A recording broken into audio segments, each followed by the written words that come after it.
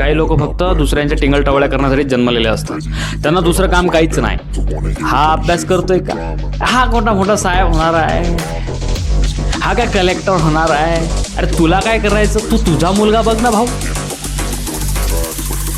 फक्त हे टिंगल टवळ्या करण्यासाठी जन्मलेले असतात. कोणता मुलगा जर बोलला की मला अभ्यास करायचा, मला हे करायचं नाही, ही करू नको, यात काय पडलंय, कोण लागते अभ्यासात, किती फॉर्म येतात, माझ्या शेतात मजूर करायला कोण सापडेल. ते म्हणतात ना मराठीत म्हण आहे, निंदकाचे घर असावे शेजारी. हे बरोबर. ते म्हणतात ना मराठीत म्हण आहे, निंदकाचे घर असावे शेजारी. हे बरोबर आहे. जोपर्यंत तुम्हाला अडथळा घालणारा व्यक्ती तुमच्या आयुष्यात येणार नाही तोपर्यंत तुम्हाला यशाचं महत्त्व कळणार नाही. आणि तुम्ही त्यांचा राग नका करू, तिरस्कार नका करू. ते उलट ते तुमच्या याच्यासाठी आले, तुम्हाला पातळी दाखवत आहे की तुला आणखी ग्रो व्हायचं आहे. ते निंदक तर आहेत, त्यांना वाटत नाही तुम्ही समोर जाओ, पण तुम्ही त्यांना मानावं की हे आपल्याला समोर घालणार आहे.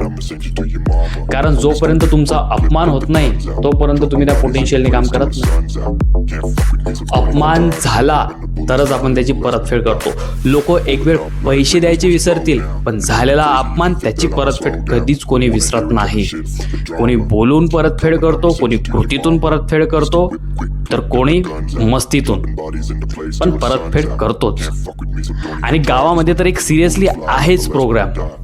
कोणता मुलगा काही नवीन करत असेल, 0. गावातच आला रनिंग करून की जय हिंद साहेब. अरे काय भाऊ, जय हिंद साहेब. हा परीक्षेचा फॉर्म भरायला गेला, आले कलेक्टर साहेब फॉर्म भरून, झाला. कधी आहे रिझल्ट, कधी आहे पेपर, काय करतो मग, कधी होईल, काय होईल. अरे त्या मुलाला समजून घ्या. त्याची ना झोप पूर्ण आहे, ना भूक पूर्ण आहे, ना स्वप्न पूर्ण आहे. फक्त एक आशा घेऊन बसलेला आहे की फक्त आपल्याला आयुष्यात सक्सेस व्हायचं आहे, आणि तुम्ही त्याच्या मागे पण सुद्धा हे लावता. आणि जेव्हा तो लागतो तेव्हा हेच, हां आम्हाला तर माहीत होतं तू लागणारच आहे. वा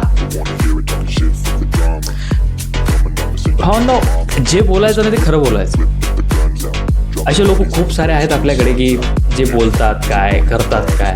पण मला फक्त इतकंच सांगायचं आहे की तुमच्या गावात शेजारी, तुमच्या जवळ तुमचा मित्र असेल ना, जर त्याचे स्वप्न मोठे असतील, त्याला जर खरंच काही करायचं असेल ना, तर त्याला वाव द्या. तुम्ही त्याला मदत करा, सपोर्ट करा.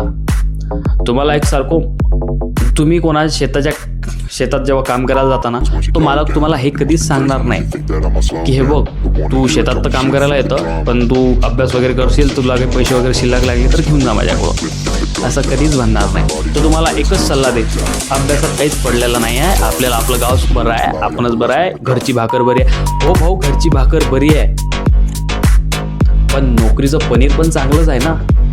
आणि कोणाला वाटतो आजच्या काळात घर सोडायचं. जे मुलं बाहेर येतात शिकायला त्यांनी तेव्हा तर घर सोडलेलंच असतं, पण जेव्हा नोकरी लागते ना तेव्हा त्यांचं घर कायमचं सोडतं. ते घर बनवायला घराबाहेर तर येतात, पण त्या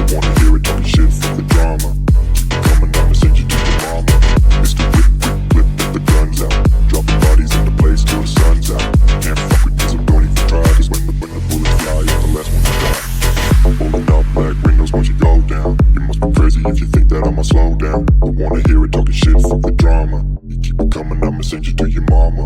It's the whip, quick clip, get the guns out. Dropping bodies into place till the sun's out.